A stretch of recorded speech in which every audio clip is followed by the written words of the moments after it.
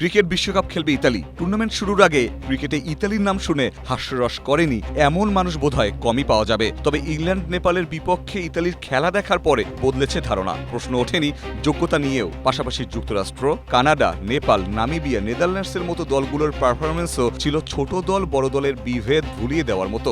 জিম্বাবুয়ের মতো সুপার এইটে উঠতে না পারলেও চমক তারা ঠিকই দেখিয়েছে। 20 ওভারের ফরম্যাটের বিশ্বকাপে এবার প্রথম অংশ নিয়েছে 20 দল, যার মধ্যে 9 দলই সহযোগী দেশ। ছোট দলগুলো নিয়ে বড় দলগুলো রীতিমতো ছেলে খেলা করবে। বিশ্বকাপ শুরুর আগে এমনটাই ছিল ধারণা। তবে বৈশ্বিক আসরে দেখা মিলল ভিন্ন চিত্রের। নেপাল প্রায় হারিয়ে দিচ্ছিল ইংল্যান্ডকে, যুক্তরাষ্ট্র কাঁপন ধরিয়ে দেয় ভারতের বুকে, ক্যাচ মিসে পাকিস্তানের বিপক্ষে জয় বঞ্চিত হয় নেদারল্যান্ডস, অস্ট্রেলিয়া শ্রীলঙ্কাকে হারিয়ে ইতিহাস জিম্বাবুয়ের।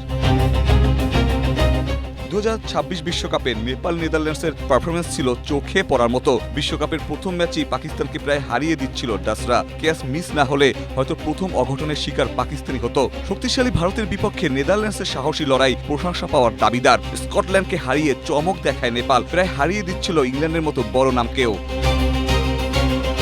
ছোট দলগুলোর এরকম চোখ ধাঁধানো পারফরমেন্স ক্রিকেটকে আরো গ্লোবাল গেমে পরিণত করছে। তবে দলগুলোকে সুযোগ দিতে হবে আরো বেশি ম্যাচ খেলার, বিশেষ করে বড় দলের বিপক্ষে। সহযোগী দলগুলোর এমন সাহসী ক্রিকেটের পেছনে অবদান রয়েছে ফ্রাঞ্চাইজি লিগেরও। Major league cricket, Nepal premier league, জিম্বাবুয়ের টি10 লিগগুলো ছোট দলগুলোর ক্রিকেটারকে করে তুলেছে সাহসী, শিখিয়েছে চাপের মুখে সেরাটা খেলতে। যুক্তরাষ্ট্র, ইতালি, নেদারল্যান্ডস, নেপালের ক্রিকেটাররা এখন মাঠে নেমেই ভয় পায় না, বরং জানে কিভাবে প্রতিপক্ষকে ঘাবড়িয়ে দিতে হয়। সহযোগী দেশগুলোর চোখে চোখ রেখে লড়াই করার যে দৃশ্য এবার বিশ্বকাপে দেখা গেছে, তা নিঃসন্দেহে ক্রিকেটের জন্য ইতিবাচক বার্তা।